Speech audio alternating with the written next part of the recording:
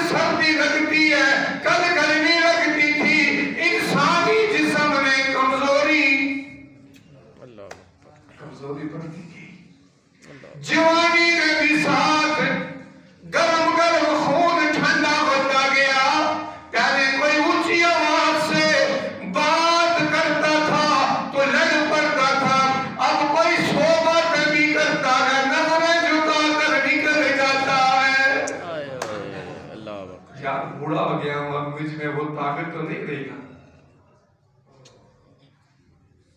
سامعین عزیز وقت بچوں نے شادیاں کر لی، اولاد ہو گئی، وہ اپنی سختی میں اپنی پریشانی میں لگ گئے، والد والدہ بوڑھے پھود گئے.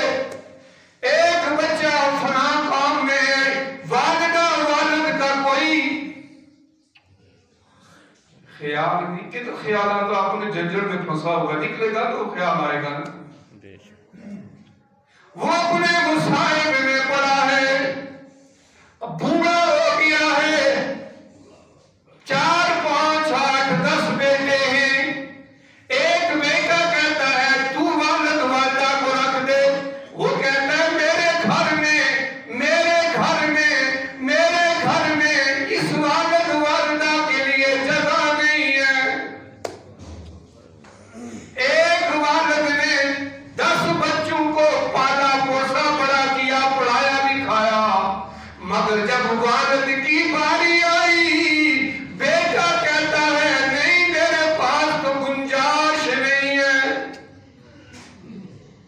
دوسرے بیٹے کو کہا تم رکھ لو نا، وہ کہتا ہے نا بھائی میرا مکان چھوٹا ہے، میرے پاس 3 4 روم کمرے ہیں جو میرے بچیاں اور بچے رہتے ہیں، میرے پاس جگہ نہیں، میرے والد والدہ کے لیے جگہ نہیں ہے.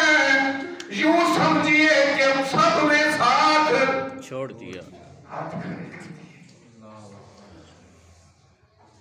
جائیداد تقسیم ہو گئی، دولت ڈیوائیڈ ہو گئی، دولت میں بھی ساتھ چھوڑ دیا. جو برادری پہلے بڑے بڑے جرگوں میں بڑے بڑے محفلوں میں بٹھایا کرتی تھی، اب وہ بھی تنگ پڑ گئی. بوڑھا آئے گا، کھانسی کرے گا، دماغ خوری کرے گا، برادری نے بھی لفٹ کرانا چھوڑ دی. اب اس بوڑھے کو ساری طرف سے جب دھتکارا گیا، سب نے چھوڑ دیا، اولاد نے چھوڑ دیا، برادری نے چھوڑ دیا، دولت لگ گئی، ساتھ چھوڑ دیا، جوانی بڑھاپے میں آ گئی. اب اس کو یاد آیا کہ میرا بھی کوئی خالق ہے،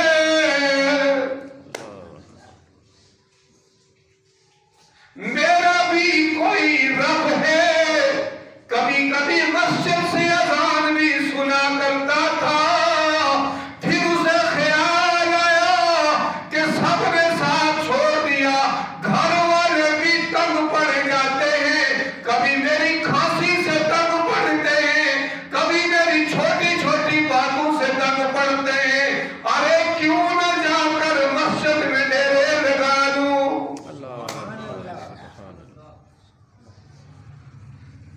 ہر طرف سے مایوس ہو کر ہر ایک کا ساتھ چھوڑتا ہوا دیکھ کر رب العالمین کی بارگاہ میں آ کر سجدہ ریز ہوتا ہے. سبحان اللہ، سبحان اللہ. کپتی ہوئی ٹانگوں کے ساتھ سیدھا کھڑا بھی نہیں ہو سکتا. اب تو کرسی میں بیٹھ کر یا نیچے بیٹھ کر نماز پڑھنی پڑتی ہے. اللہ اکبر. اپنی جوانی کا خیال کرتے ہوئے، اپنے روب کا دبدبے کا خیال کرتے ہوئے جوانی یاد آتی ہے. پھر اس کی آنکھوں سے آنسو کا ایک گرم گرم قطرہ زمین کی طرف آتا ہے. ابھی وہ سجدے میں ہے، اپنی جوانی کو یاد کر کے. جب اللہ رب العالمین کے آگے سجدے میں گرم گرم آنسو زمین کی طرف آتا ہے، اللہ فرماتا ہے فرشتو اس کا آنسو بعد میں جائے گا، میں اس کی سارے گناہ کو معاف. سبحان اللہ، سبحان اللہ. اس کا آنسو زمین میں بعد میں جائے گا. میں رب سب سے پہلے لبیک